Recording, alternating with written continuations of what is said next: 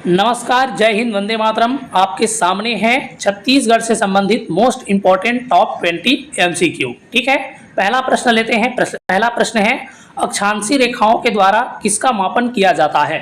तो अक्षांशीय रेखाओं के द्वारा किसका मापन किया जाता है फ्रेंड्स? तो दूरी का मापन किया जाता है। ऑप्शन नंबर बी इस प्रश्न का सही आंसर हो जाएगा। ठीक है, और देशांतरीय रेखाओं के द्वारा हम लोग क्या करते हैं? समय का मापन करते हैं। अगला प्रश्न लेते हैं। अगला प्रश्न है, छत्तीसगढ़ का सबसे कम अंतर्राज्यीय सीमा वाला जिला है। तो छत्तीसगढ़ का सबसे कम अंतर्राज्यीय सीमा वाला जिला कौन सा है? हमारा धमतरी हो जाएगा। अगर आपसे पूछ ले कि सबसे अधिक अंतर्राज्यीय सीमा वाला जिला कौन सा है, तो वो हमारा क्या हो जाएगा? बलरामपुर हो जाएगा। ठीक है, चलिए, छत्तीसगढ़ की सबसे लंबी सीमा को छूने वाला राज्य कौन सा है? ठीक है, तो देखिए, छत्तीसगढ़ की सीमा को छूने वाला सबसे लंबा जो राज्य है वो कौन है? तो वो आपका ओडिशा है। ठीक है, और सबसे कम बोले तो सबसे कम क्या है? आंध्र प्रदेश हो जाएगा। आंध्र प्रदेश क्या है? सबसे कम सीमा को छूता है। ठीक है, अगर छत्तीसगढ़ की सीमा को छूने वाला सबसे बड़ा राज्य बोल दे तो आपका मध्य प्रदेश होगा, और सबसे छोटा राज्य बोल दे तो वो क्या होगा? हमारा झारखंड हो जाएगा। ठीक है, फिलहाल इस प्रश्न का क्या है? आंसर ऑप्शन नंबर डी हो जाएगा। ठीक है, आगे बढ़ते हैं। अगला प्रश्न लेते हैं। छत्तीसगढ़ का सबसे दक्षिणतम जिला है। छत्तीसगढ़ का सबसे दक्षिणतम जिला आपको बताना है। तो सबसे नीचे में तो हमारा सुकमा है, तो सुकमा क्या हो जाएगा? इस प्रश्न का सही आंसर हो जाएगा। आगे बढ़ते हैं। अगला प्रश्न लेते हैं। अगला प्रश्न है, छत्तीसगढ़ का क्षेत्रफल में भारत में स्थान है। ठीक है, छत्तीसगढ़ का क्षेत्रफल से क्या है? भारत में स्थान आपको बताना है। तो कौन सा स्थान है? 9वां स्थान है फ्रेंड्स। ठीक है, जम्मू कश्मीर केंद्र शासित प्रदेश बनने के बाद क्या है? छत्तीसगढ़ का जो भारत में स्थान है वो क्या है? आपका 9वां है। ठीक है, अगला प्रश्न लेते हैं। अगला प्रश्न है, छत्तीसगढ़ का सबसे पूर्वोत्तम बिंदु है। ठीक है, तो छत्तीसगढ़ का सर्वोत्तम बिंदु हमारा जसपुर में स्थित है फ्रेंड्स, और हम लोग इसको क्या बोलते हैं? गिरला बोलते हैं। ठीक है, गिरला हमारा क्या है? सबसे पूर्वोत्तम बिंदु है। अगर आपको सबसे क्या है? दक्षिणतम बिंदु पूछ ले तो दक्षिणतम बिंदु हमारा क्या है? कोंटा हो जाएगा। ठीक है, और सबसे पश्चिमतम बिंदु पूछ ले तो वो हमारा भद्रकाली हो जाएगा, जो कि क्या है? बीजापुर में स्थित है। ठीक है, और सबसे उत्तर का बिंदु पूछ ले तो वो हमारा सुंदरी गांव हो जाएगा, जो कि बलरामपुर में स्थित है। ठीक है, फिलहाल इस प्रश्न का आंसर क्या हो जाएगा? ऑप्शन नंबर ए गिरला क्या हो जाएगा? इस प्रश्न का सही आंसर हो जाएगा। ठीक है, आगे बढ़ते हैं। अगला प्रश्न लेते हैं। अगला प्रश्न है, छत्तीसगढ़ के निम्नलिखित में से किस जिले में कर्क रेखा और भारतीय मानक समय देशांतर का कटान स्थित है? ठीक है, तो किस जिले में आपका क्या है? भारतीय मानक समय रेखा और कर्क रेखा का कटान है, आपको बताना है। ठीक है, तो कौन सा जिला हमारा हो जाएगा? कोरिया जिला हो जाएगा। कोरिया जिले में बालम की पहाड़ी है, यहीं पर क्या है? कर्क रेखा और भारतीय मानक समय रेखा का क्या है? कटान बिंदु स्थित है।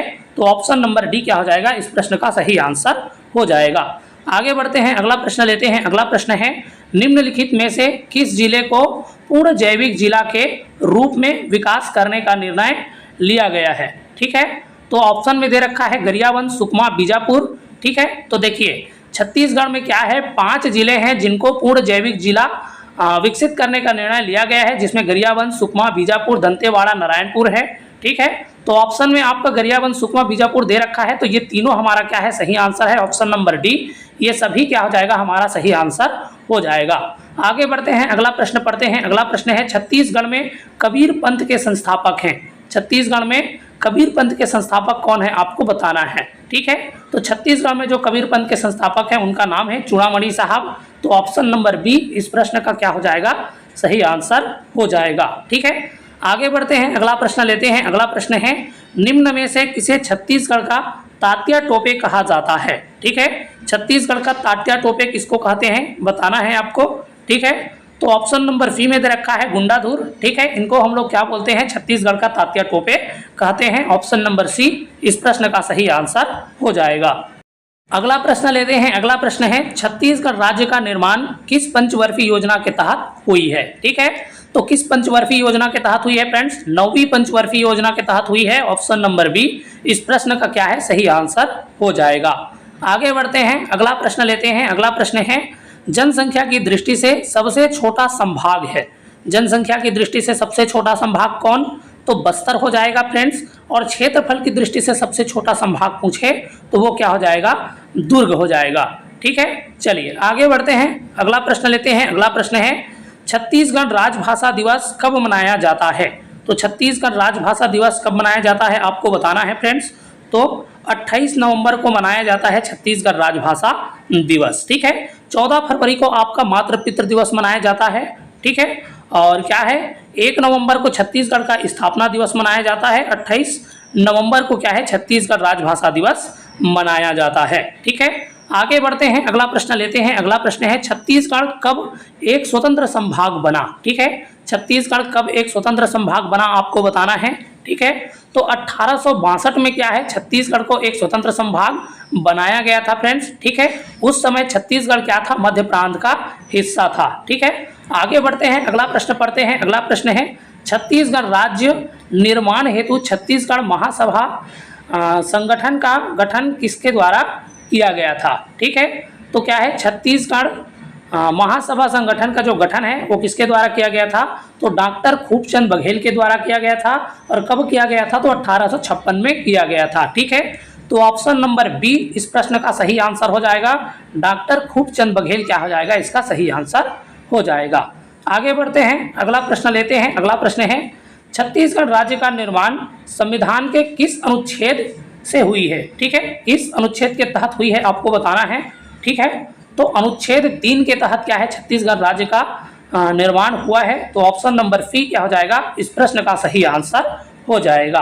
ठीक है, अगला प्रश्न लेते हैं। अगला प्रश्न है, हाल ही में बना नया जिला सारंगढ़ बिलाईगढ़ का मातृ जिला है। ठीक है, मातृ जिला आपको बताना है। मातृ जिला हम लोग उसको बोलते हैं जिससे अलग होकर के नया जिला बना रहता है। ठीक है, तो सारंगढ़ बिलाईगढ़ का मातृ जिला आपको बताना है। रायगढ़ दे रखा है, बलौदाबाजार दे रखा है, दोनों दे रखा है, या इनमें से कोई नहीं। ठीक है, तो क्या है, ऑप्शन नंबर सी ए और बी दोनों क्या हो जाएगा, इस प्रश्न का सही आंसर हो जाएगा। ठीक है, आगे बढ़ते हैं, अगला प्रश्न लेते हैं। अगला प्रश्न है, कर्क रेखा छत्तीसगढ़ के कितने जिलों से होकर के गुजरती है? ठीक है, तो कर्क रेखा कितने जिले से होकर के गुजरती है फ्रेंड्स? तो 4 जिला से होकर गुजरता है कर्क रेखा। ठीक है, आगे बढ़ते हैं, अगला प्रश्न लेते हैं। अगला प्रश्न है, कर्क रेखा सर्वाधिक किस जिले से होकर गुजरती है? ठीक है, तो सर्वाधिक किस जिले से होकर गुजरती है फ्रेंड्स?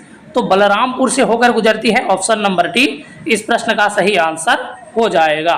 ठीक है, आगे बढ़ते हैं, अगला प्रश्न लेते हैं। अगला प्रश्न है, भारतीय मानक समय रेखा छत्तीसगढ़ के कितने जिलों से होकर गुजरती है? ठीक है, तो कितना हो जाएगा, 8 जिला हो जाएगा। ठीक है, ऑप्शन नंबर डी इस प्रश्न का सही आंसर हो जाएगा।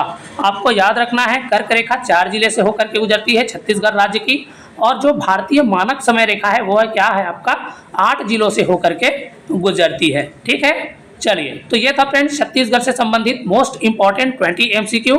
उम्मीद है वीडियो आपको पसंद आया होगा, हेल्पफुल लगा होगा, नॉलेजेबल लगा होगा। यदि वीडियो आपको हेल्पफुल लगा है, नॉलेजेबल लगा है, तो वीडियो को लाइक शेयर कर देना है, और आगे इसी प्रकार की जानकारी के लिए चैनल को सब्सक्राइब कर लेना है। चलिए फ्रेंड्स, फिर मिलेंगे ऐसी वीडियो के साथ।